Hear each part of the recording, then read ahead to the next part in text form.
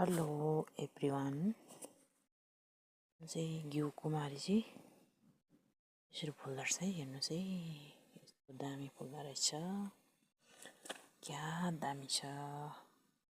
चिप्पिँदै गइसकेपछि चाहिँ यो बोर्ड चाहिँ देख्नुहुन्छ यस्तो छ। यो घिउ कुमारी हो, फुल कस्तो दामी फुल्छ हेर्नुहोस् न। हेर्नुहोस् न, आरु क्या दामी फुलेको छ। मैले रोपेको हेर्नुहोस् न, आरुचा पनि क्या दामी फुलेको छ। पोहोर चाहिँ 15-20वटा मात्रै फलेको थियो लेकमा भए पनि यसपालि चाहिँ थुप्रै फल्नेछ, दामी फुलिरहेछ। आरु पनि सँगै रोपेको छ, आरुचा पनि छ।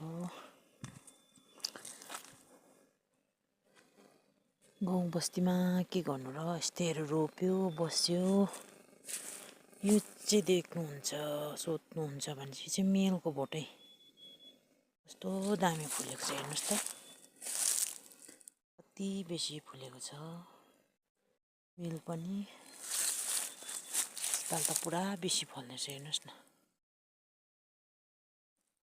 आरुचा पनि यसपालि चाहिँ ज्यादै फल्नेछ।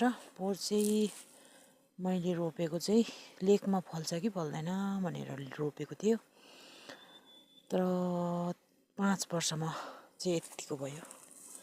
दामी हुँदो रहेछ। मान्छेको सबै कुरा जाँगर रहेछ, जाँगर छ भने सबै हुन्छ। यो केराहरू पनि हेर्नुहोस् न, लेकमा हुन्छ कि हुँदैन भनेर रोपेको, दामी फलिराखेको छ। यहाँ देख्दै हुनुहुन्छ होला नि केरा। यहाँ आरुचा चाहिँ यति घमाइलो फल्यो कि यसपालि दामी फल्ने रहेछ।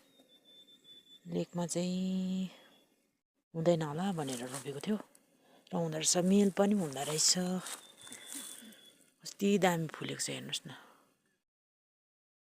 र सबैजनालाई बाई बाई।